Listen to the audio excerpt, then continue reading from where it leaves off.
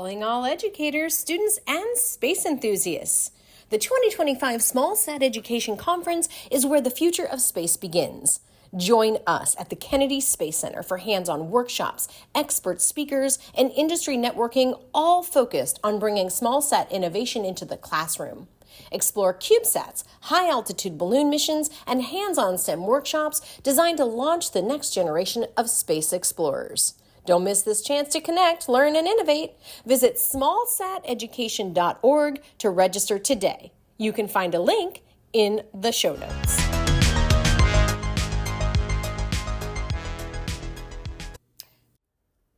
Let's go to Space Blue Sky Learning, episode 147, Space Communication in BLUM. Today, Kevin and I reunite with Jackie Blumer. She's a passionate Earth and space science educator with over 25 years of classroom experience. She brings space exploration to life for students through innovative hands-on lessons, global collaborations, and real-world STEM connections. Jackie partners with organizations like Limitless Space Institute, ARRL, or the Amateur Radio on the International Space Station, the AIAA, the Space Foundation, and ARRL, which is the American Radio Relay League, in order to inspire the next generation of scientists and engineers. Her work especially focuses on reaching underrepresented students in rural and Title I schools, and her mission is to spark curiosity, build confidence, and open doors to STEM careers through the wonder of space. This is our second interview with Jackie, and we can't wait to be updated on all of her amazing work. Stay tuned.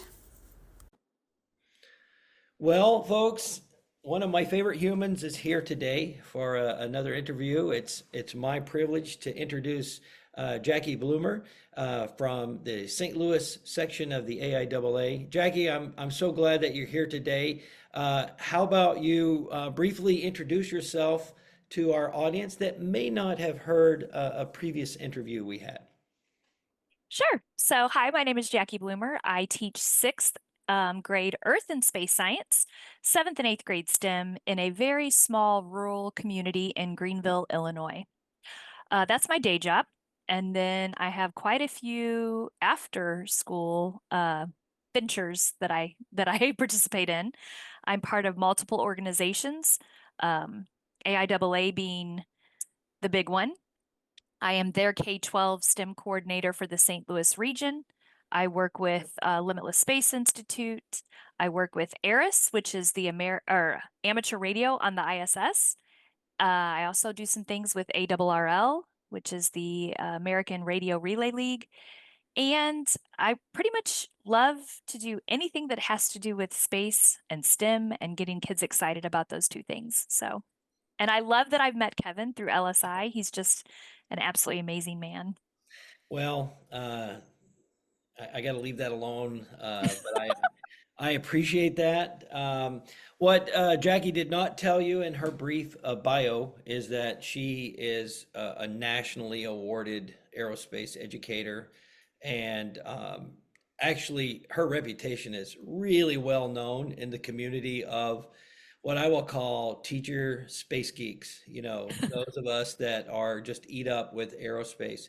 So let's jump in. You teach in a rural area. What and you're free to expound on this in any direction you see fit. As a rural science teacher, really out of the box, you're very atypical in your approach and the content you deliver and the products, right? The experiences you give to your kids. What's the biggest challenges you've seen in the last couple of years? We're 5 years or so out of COVID, but in the last couple of years, what's the big challenge for helping your kids really move the needle and make a difference in their lives? Well, I would say a lot of it is kids just learning how to work together. I feel like there's been a huge change, maybe partly COVID, and I would even say probably before that.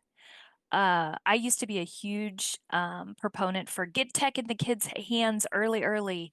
And now I kind of think, man, that might have messed kids up just a little bit. The learning how to work together. And being afraid to make mistakes, Mm-hmm. that I feel has even gotten worse over the years. Um, those two things are the biggest things that I've seen that are different. Okay. I Let's liked jump how you into asked that. that, by the way, talking about how, like not saying that I've been teaching for a very Right, right. long time. No, Jackie is the definition of a spring chicken. So, No. let's start at the first point. So I jotted down a couple of your points. Communication is a challenge. I would Yes. agree with you. And I was at a education conference. Shauna and I went to Hungary recently, and we're hearing stuff about the four C's sort of falling out of favor, maybe. I don't think so. As your audience, as our audience may know, we got communication, collaboration, creative thinking, and oh my goodness, what's the fourth? Creativity, critical thinking, communication, and collaboration, right? There you go. So those are the four C's that I think should never go out of style. I think the communication, number one, kids socially took a real hit when they were isolated during COVID. And so we're sort of still seeing that as kids are coming at it. I totally agree with that. As you and I were chatting offline, often young kids are socially inept, right? Yes. They simply, not only can they not have a good conversation with a professional like a scientist or engineer, but they don't even do it well with each other. And that's troubling, right? Troubling. Uh, Especially when they're going to be the ones that are having to fill the gaps that we're going to be seeing in the exactly. next 10 to You 20 know, years. for 25 years, I've told my students, my generation had our shot. We made a mess. I really need you guys to fix it. You know, it's important that you guys do better than we did. Hmm. So, very interesting. I think ways that, and this actually ties into your second point about tech too early. I really think it's the unchaperoned use of tech that is bad. It's not the tech, right? Because if you're in a class Yes. and your kids are working a problem and they need some references, like I taught a class this morning to some kids in Texas, and I couldn't quite remember the orbital period of Neptune, but I was making a point about, bigger orbits, bigger Kepler's third law, right? Yes. And I misspoke and gave Pluto's period to Neptune. I said, "Oh yeah, I think Neptune's like 240 some years." Did But he fact check you? yeah, and one of the kids quickly said, "No, Neptune's 165 and then Pluto's 248." Because the comment I made is, I don't think Neptune's had one birthday since the US was founded, right? Yeah. And I also like it when the kids correct me, as long as they're not being arrogant, right? Because Sure. you want them to be critical thinkers, right? You want them Hmm. not to accept things without evidence. And that, I just think I agree with you with the tech. Maybe you could elaborate. How has tech, maybe how do you think tech is best used in your classes, and maybe some of the lessons that you learned, since COVID, maybe Sure. with the tech? Yeah. So I would definitely say you're right. I should have said it that way because I would never want a classroom right now without technology. Agreed. Because, I might be kind of smart, but they have the smartest device in front of them, the ability to get any information they needed at a moment's notice. Right. We used to have to get out the encyclopedia and it would take us So, forever. um, a library, Yeah. graduating college used to be about how long you spent in a library or in a study Hmm. group, right? Hmm. I actually think that, myself included, we can't read as long as we used to, like long form reading, like Hmm. books.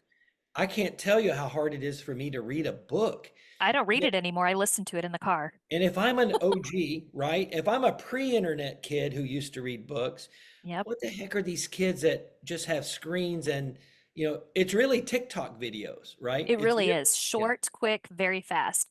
And that is the other thing that I've really noticed. That attention span, like if I can't capture a kid in 10 seconds and get them hooked on something, then mhm, I've lost them. So I feel like that's one thing that I've had to change in teaching. I think science is an easy subject to do that in because, we have these awesome phenomenons that we can bring in. Um, but to be able to get them excited about something so early on is so right, critical because that's what they're used to. And their brains are almost wired that way now. right.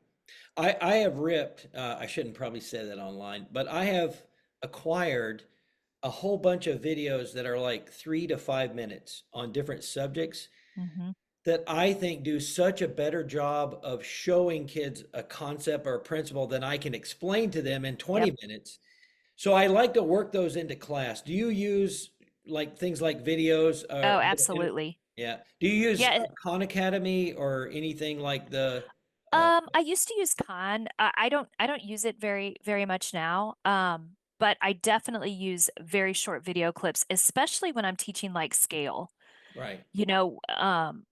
And I tell the kids that to me, I love teaching space. It's one of my, passions.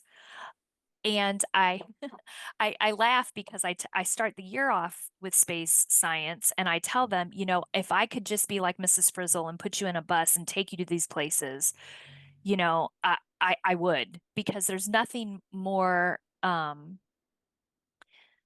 informative and potent and I don't know the word I'm looking for, transformative than experiencing something firsthand, which is why I think I really try, like if I have an opportunity, I'm going to take it, Right. whether it be landing on an aircraft carrier in a, Osprey or, flying in microgravity or I'm whatever. sorry, you landed on an aircraft carrier in an Osprey? Yeah. That's pretty cool. Yeah. That was a really cool experience. But what was great about it was, I could read about it, I could watch videos, and I could tell kids that, but having a personal connection to it and then being able to bring it back and talk to the kids about it, is so critical. And Um, I'm kind of veering here for a minute, but I think this is super important. That's why I think it's very important for businesses and companies to offer opportunities for teachers who are passionate about those things to be able to have those experiences. And I mean, this because we're around a huge group of pretty, go-getting kind of teachers that look for these opportunities often. But there's nothing better than that. no, And I just think it makes such a difference for our kids. And I think that's why, I know you would say, oh, I'm a good teacher or whatever, but and maybe other people would say that too. But I think part of that is because I am so passionate and I want those experiences so that I could take it to the kids. yeah, you're stealing my lines now because what I was going to say is Oh, that sorry. experience you had primed your pump, right? It fed you your soul, and because you're getting your soul, revitalized and replenished, you're then a more effective educator, right? I Yeah. firmly believe, and I'm going to summarize what I think and you're thinking, which is a kid knows when a teacher is not passionate about their subject, and you will Mhm. never change a kid's life if it's not your wheelhouse, right? That's why I think teachers should only teach what they are most passionate about, because that's how you can make those connections, right? And you know I what? agree with that 100%. I was with a kid this week. He's one of my students from Israel on the Wolfpack, and he came to Kennedy, and we're doing a propulsion camp, right? Mhm. I watched his eyes get twice as big when he figured out a math concept, when it was real to him, when he finally Yep. figured out something.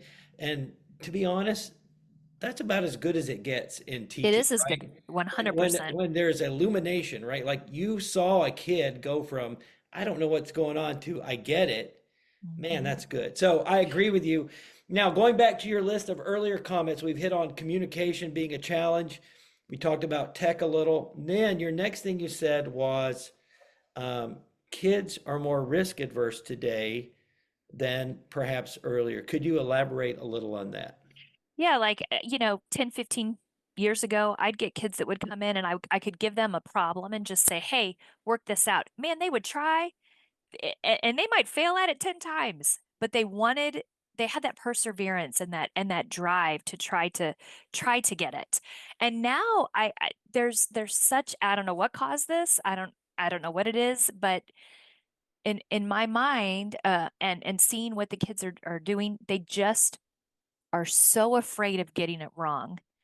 And I believe this so much. I literally have it, um I what's it called? With my Cricut and uh, vinyl, I made out, in this classroom, mistakes are Mhm. expected, respected, inspected, and corrected.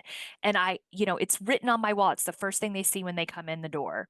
And I Right. tell them, I talk about that day one. I want you to make mistakes, and I want you to make them often. Right. And we will learn from those mistakes. You know, But that's it's so hard to reteach them that that's okay. that is I'm totally agreeing with you because if you're not failing, you're probably not pushing enough, right? Right. In fact, I'll tell you a quick story. My daughter went to the Air Force Academy and she's like, Dad, it's like they set us up to fail every day because what they want to do is they want to see how the kids recover and they want to build Mhm. in some resilience. And I think what I'm hearing from you is our kids seem to be losing their grit. They don't have a lot of grit and they don't have a lot of resilience. And you're never going to get that if you have, I guess, a lawnmower parent that's trying to remove any obstacle and our lives are Right. just too easy. Um, I will give you my experience when I work with kids down here in Florida that come from other countries, like their first generation. Man, they have a different sort of hunger. And I'm Hmm. trying not to stereotype any group. Sure. They are hungry for opportunities. They're appreciative of a chance to test themselves, and their parents don't complain much about you're pushing my kid. So Yeah. it's almost like we have one mindset for athletics in this country. Like what we're willing to tolerate. In fact, I often tell a kid, you know, this math concept that you don't get and the kid next to you got it easy, that's like a sports skill, right? Throwing a Hmm. ball, something. Just because one kid gets it easier than you doesn't mean you're not going to practice and get to a great level. But you're right, it's the grit and resilience. So, in your opinion, how do we improve grit and resilience with our aerospace kids?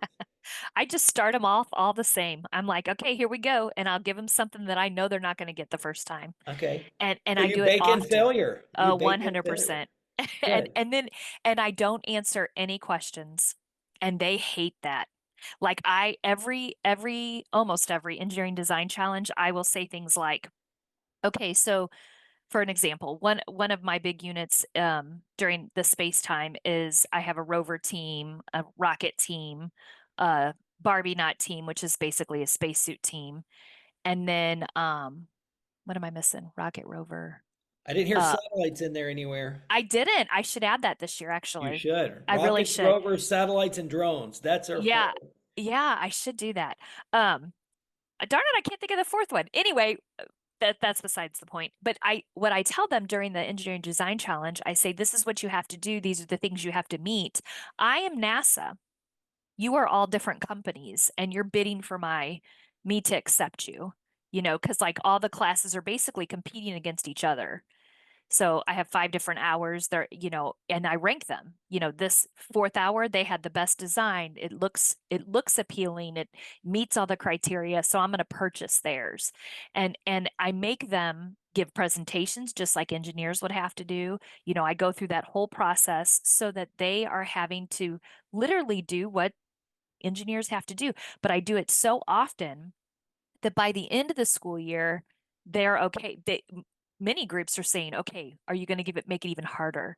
Like, how are you going to increase this? So it's more difficult for us to reach that goal. And so I think that's the hard part. That and I don't know about hard part, but maybe what education has kind of lost over the last 5, 6 years. COVID was hard, and it caused this huge shift, I think. And we had quite an opportunity, I believe, where we could have really readjusted education, because it kind of reset everything. But I don't know that we grabbed onto that like we could have, Right.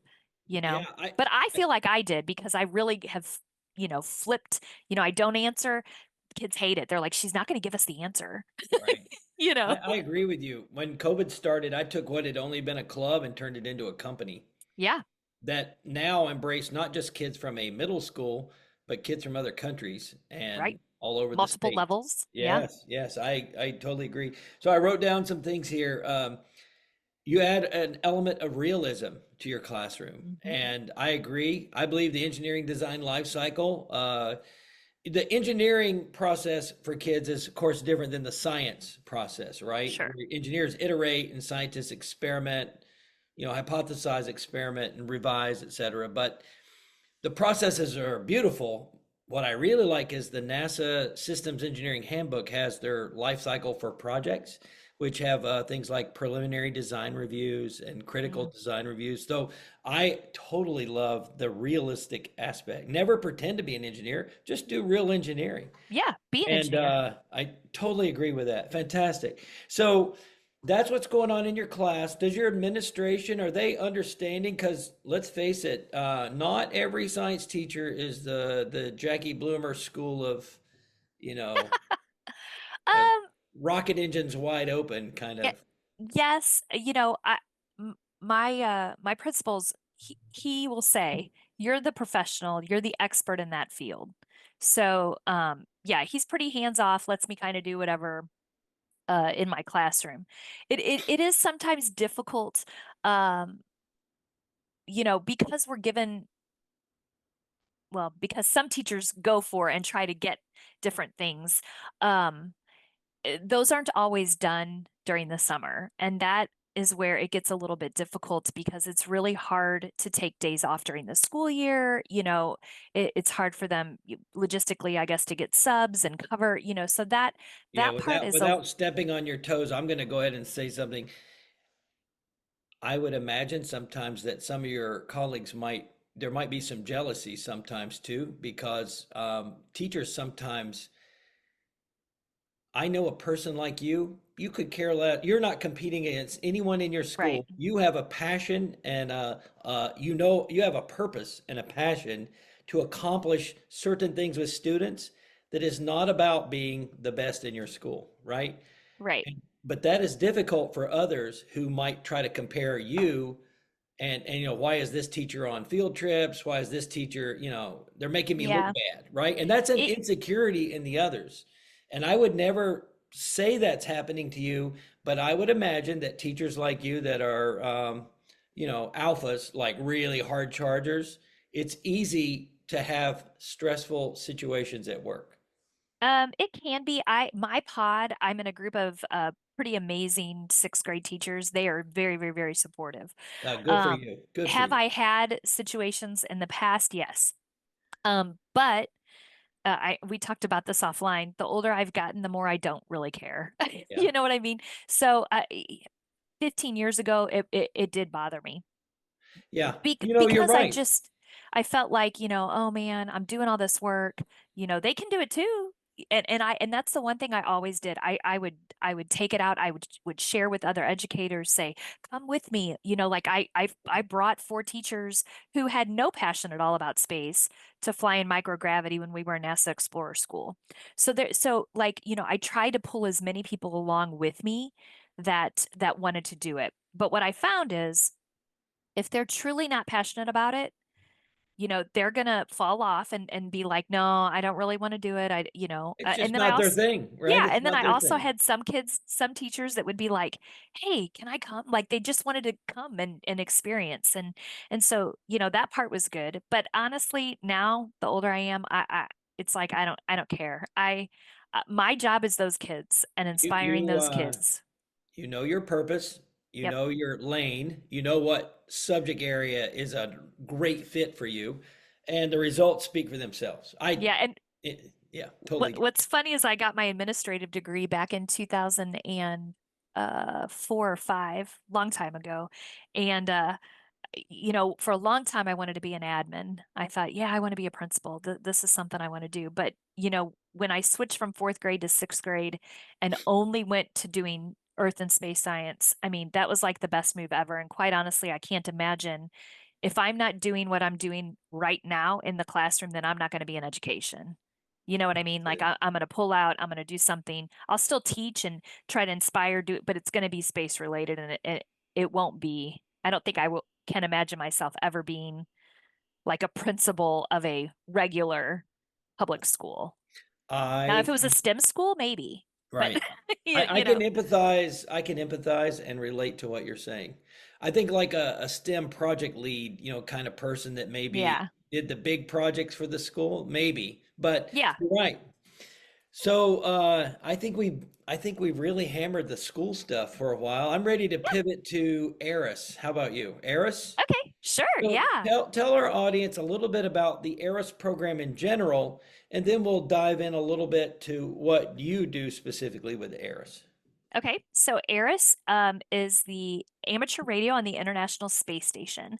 I was first brought attention to this program in 2006 or so, seven, where my students, we applied back then to be able to talk to the ISS via ham radio.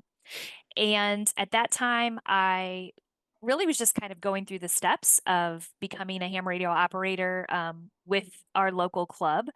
And then fast forward about 10 years, I kept my license valid, which was smart on my part, actually, thanks to the president of the local club.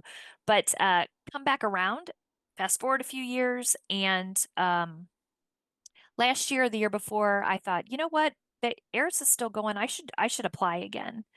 And so I applied to have our kids talk to astronauts again on the ISS Live. And there is, again, it's bringing that real life connection to a kid, letting them see and actually talk to someone who's 200 miles above us, even though that doesn't seem very far. It's literally like a whole other Right. domain, you know, letting them ask them questions and being able to have a conversation with them is super meaningful. And then, of course, I can't just say, oh, yeah, you can talk to them just because you want to. In order to be able to do that for me, they had to get their ham radio license. Well, So that's the law, right? I required the students to study and take a test. If they wanted to be able to talk to the astronaut, that's how it had to work. So last year, I think 22 kids total got their license. Back in 2006, we did it then too. They had to get their license. I think 50 kids that year got their license. So the ham radio guys love me, I think, because I'm expanding the the Well, you're generational gap. my experience is they're a bunch of older dudes, and Yes. you are not only a woman in it, but you're bringing in you're dropping the average age of your club, Yes, big and so time. they're loving it because kids are now coming to the meetings. So it's revitalizing ham radio locally. But then also there's just something really cool about being able to offer experiences to educators to talk to astronauts live. Very cool. Let me ask a couple of other questions. Is the ham radio, is it a direct line of sight with the space station, or is the signal repeated?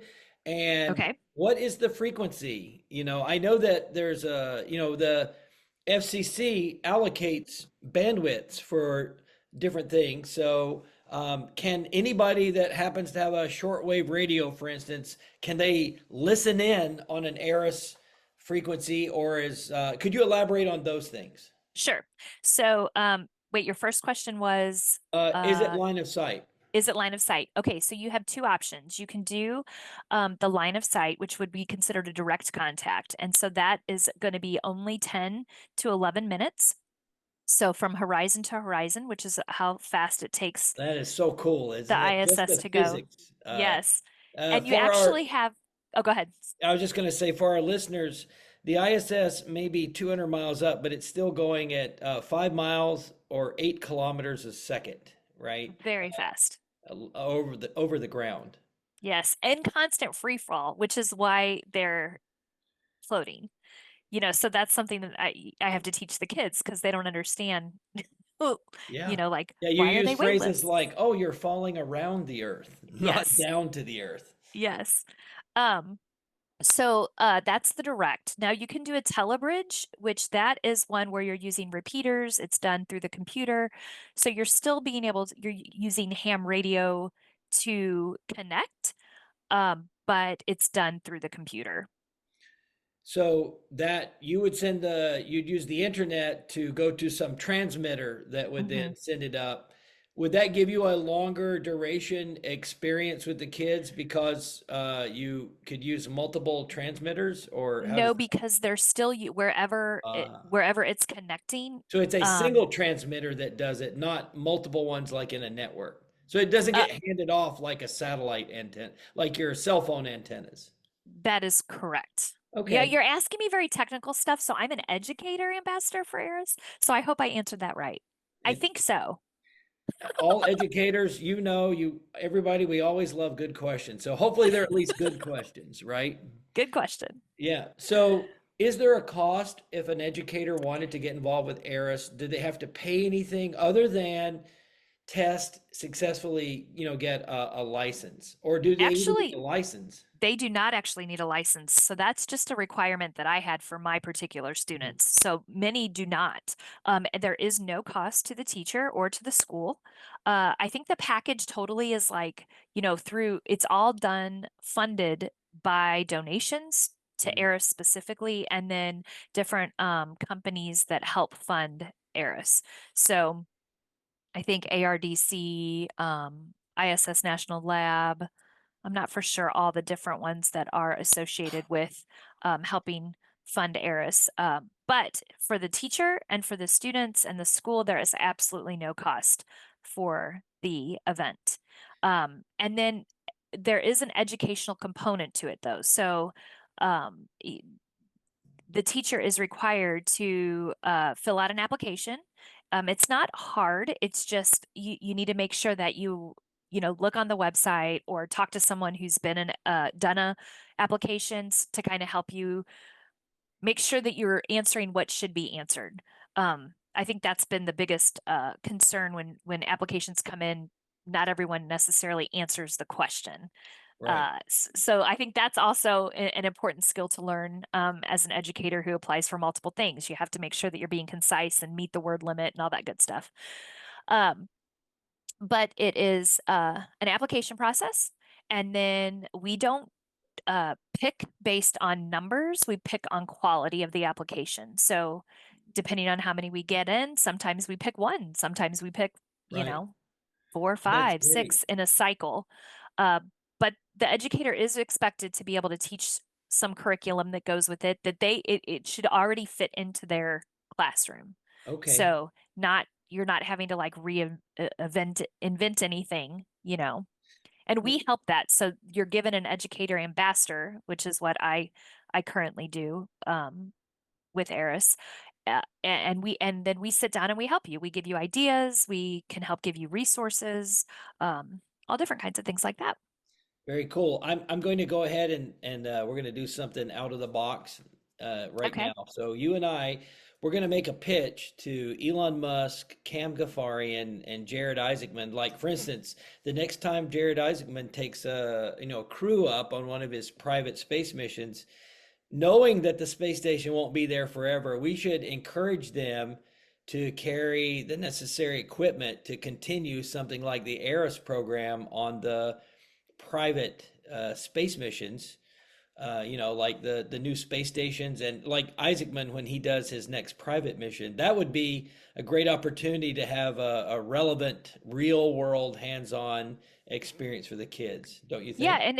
and yes, and also the cool thing about it is it can be used as a backup communication for those particular um, stations or whatever they're putting up their I missions, I think as space people, we know that redundancy is redundancies. critical for anything you do in space. If Yep. there's only one, the joke in the army was if you only had one set of paperwork and you didn't have a copy of it, that's what got lost. Hmm. So redundancy, very cool. So it sounds like not only have you enjoyed this 20-year, affiliation with Eris, but your kids. It seems like you have again impacted a number of kids' lives. So I'm really glad to hear that. Uh, I have you mentioned AIAA, the American Institute of Aeronautics and Astronautics, of which some of our listeners are members, and I've totally enjoyed seeing you succeed ridiculously well with the St. Louis section. Perhaps you might share a little bit about the national organization, but your section and maybe some of the things that you have helped or brought to life in your section that have benefited educators and students. Sure. So nationally, we are a very large organization, because you're part of it, but primarily for engineers, but also they have a component for each section, a STEM section or council should be done in each region. And it's funny because I got involved in this a long time ago and I didn't really do much with it. And then a few years ago, I was like, I want to see what's going on. So I went to a meeting in St. Louis, the St. Louis section, we're considered a large section, and we do a really good job, I think, of trying to get kids excited about science, technology, engineering, and math. And we've done quite a few. We have monthly meetings as a council, but then we also have dinner meetings, and that's where I got brought back into the fold, I guess we could say, of AIAA. And at that meeting, it was super important for me. It was at a time in teaching where I don't know if I told you the story, but it was a time in my teaching career where I wasn't really happy, wanted to leave, didn't want to teach anymore. And I sat at the dinner meeting and I said, they had people raise their hand if they were different types of members in the organization. And so they were like, do we have any educator associates? And so I raised my hand and I was the only one. And there were probably 150, 200 people in this room at the time. It was a big dinner meeting.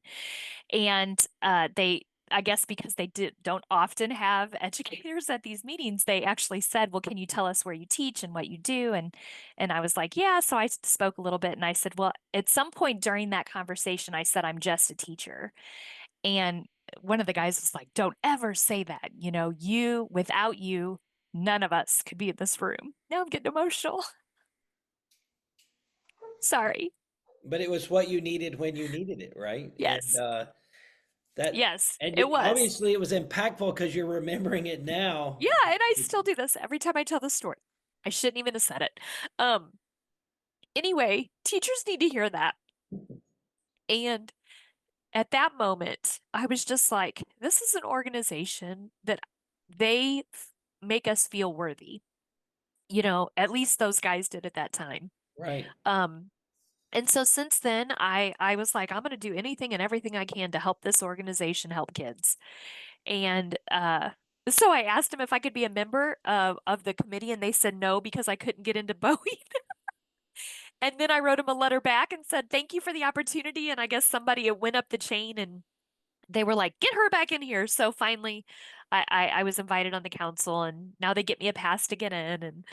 But anyway, so since then, it's really, really, really expanded my outreach, I would say, both locally and nationally. I mean, without AIAA, I don't think I would have had LSI.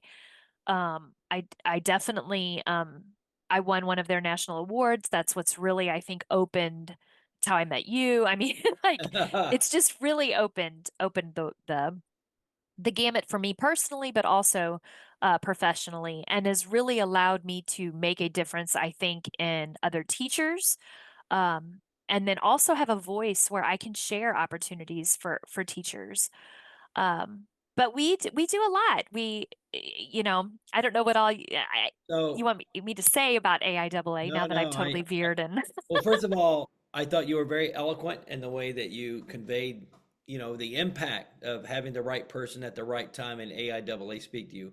By the way, we're going to do a little shout out to Jake Williams now that he should listen to this and glean some of this material. This could be B-roll for some AIAA marketing. So, no, um, not me crying. no, but it was very earnest and impactful. But what I would say, and maybe you could confirm or deny this, I think when you're younger, at least I'll speak for me. You're welcome to shoot it down or agree or whatever you feel. When you're younger, awards probably are more about your ego. But when you're older, I look at awards as access and getting the ability to meet more people, have more influence, and be more effective at whatever it is that you were doing. That's really what the awards allow you to do once you get to a certain point.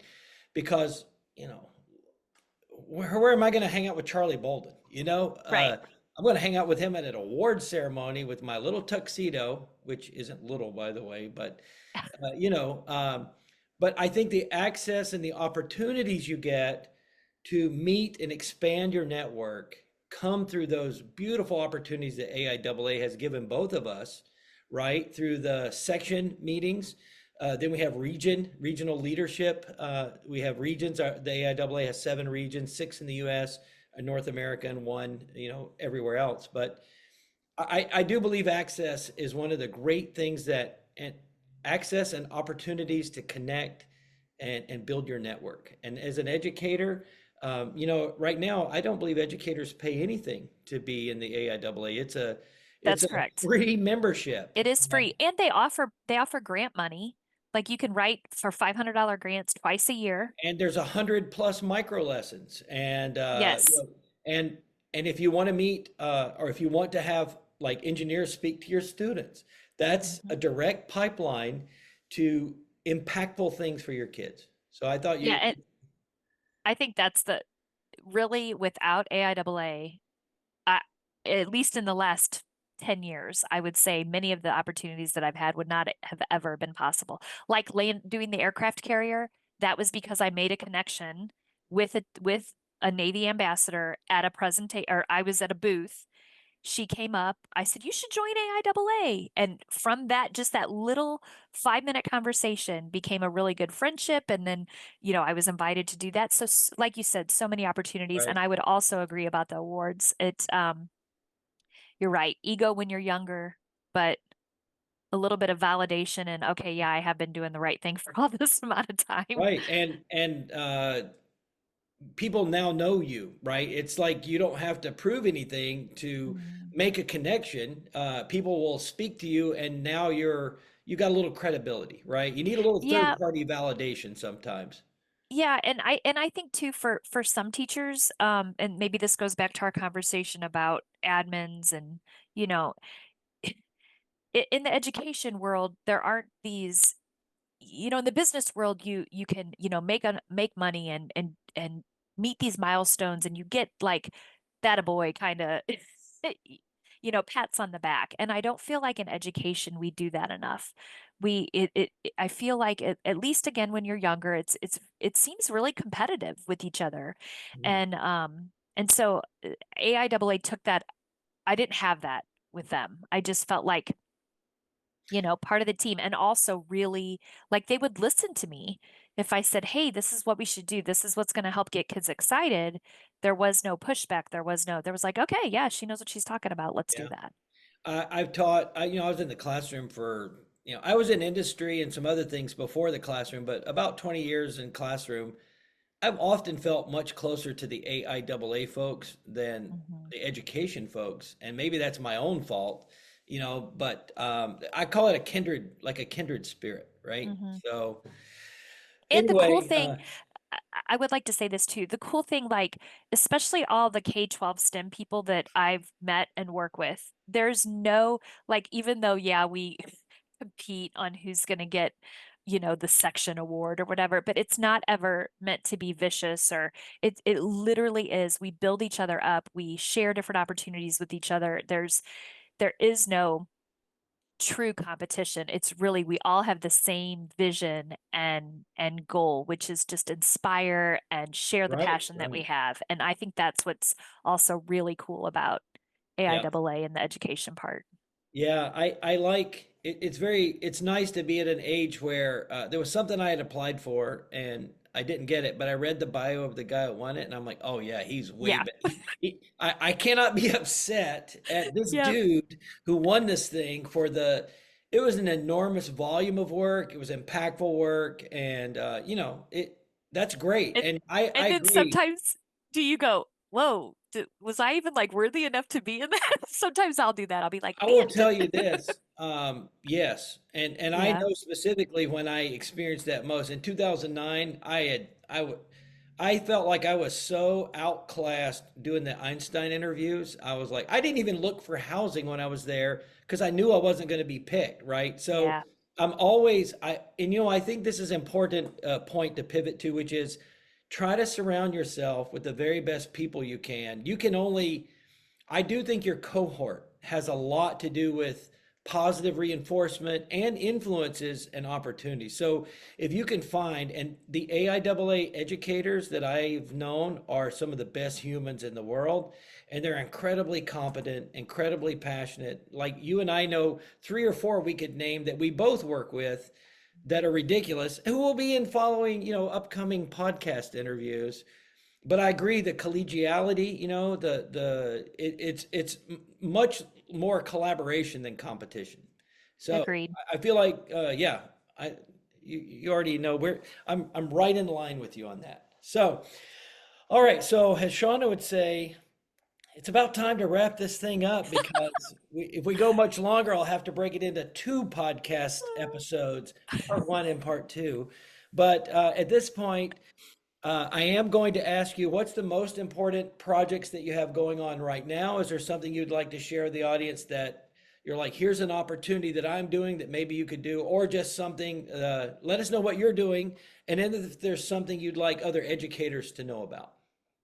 Well, I would say opportunity wise, definitely try for ARRIS. Also, ARRL, they offer some really cool summer programs for teachers that is free. I just completed a balloon launching opportunity with them, a Pico Pico balloon. balloon. Yeah. Yes. And which when I shouldn't even say this, but when I signed up for it, I thought it was going to be a high altitude balloon. And then when I got there and it's this itty bitty thing, and I'm like, what? But it's still going. It's been up for over 22 days. It's close to orbiting around the world one time. And to think that I've touched something that only weighs 19.23 ounces, that's traveling up to 91 miles an hour at sometimes at 40,000 feet, um, is pretty darn amazing because I never would have thought I would have been able to do that. And it cost me absolutely nothing. So the ARRL offers some really cool teacher programs. The other upcoming things that I have going on, I'm getting ready to go teach a camp down in Brownsville, Texas, with Alpha School and by Starbase, for students that are in that area. So I'm looking forward to that, 2 weeks of that coming up and then school starting.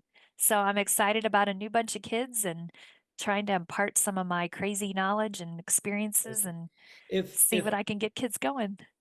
if other educators would like to contact you, Oh because yeah, how would you like them to reach out to you? What's the best way to get in touch with Jackie Blumer? sure. So LinkedIn is probably the best way. And I don't know if you add something to the end with Oh yeah, little we hashtags well or whatever, in the but show notes on the podcast, Shauna puts like web pages and things like that and links if you'd like. okay. Yeah, LinkedIn would probably be the easiest. And then I think on that I'm just Jackie Blumer. Let me check really quick. Isn't that funny? I don't even know. Also at STEM for You Too. STEM for You Too is um my little side venture, side hustle, It's where I your just company. You're it's an my entrepreneur. company. You are an Yes. entrepreneur. Thanks to Yeah. thanks to Did I you. did I spell your company name right there? Yep, STEM for You Too. Yes. Yeah. Is it .com, .org? What is it? STEMforyou2.com. .com. STEM, I'm sorry, the number four, the letter U, and then the number two, That .com. is correct. Yep. Fantastic. So, last question, Jackie. All right, there's new teachers out there. Let's say they're in their 20s. What advice would you have for them so that they can maximize their joy level and meet, have that great purpose maybe that you've had? Okay, a few things. One, find your passion. Do Okay. what you love because what if you're doing what you love and what you're passionate about, that will shine through in everything. Also, it's interesting, astronauts say that too. They're like, don't worry about being an aerospace engineer. Do what you love because that shines through. Okay, so that's the first thing. Second thing, don't worry about what other people think. And that is probably the hardest thing as a young professional. But if I was to go back and talk to my younger self, that's what I would say. You do you and don't worry about everybody else. Um, and then the third thing is just keep trying and don't be afraid to say or to be told no, because I have asked so many things that people said, there's no way you're never going to get that. And just by finding the right person and talking to them appropriately, don't be afraid to communicate, be yourself. Um, because from those experiences and those, you never know who you're talking to. And sometimes just it takes one person to be able to talk to another person, and then it snowballs. So those would be my 3 pieces of advice. Wonderfully said. Jackie, I want to thank you for taking the time to be with our expansive audience all over the internet. And thank you so much. I wish you the very best. I'm looking, of course, forward to seeing you at our conference in October at Kennedy Space Oh, I Center. should have mentioned that. Yes. That's okay. We'll put it in the after notes. But Yes. thank you so much for your time. I am so excited to see what you're going to do next. So until I see you again, be well. Thanks.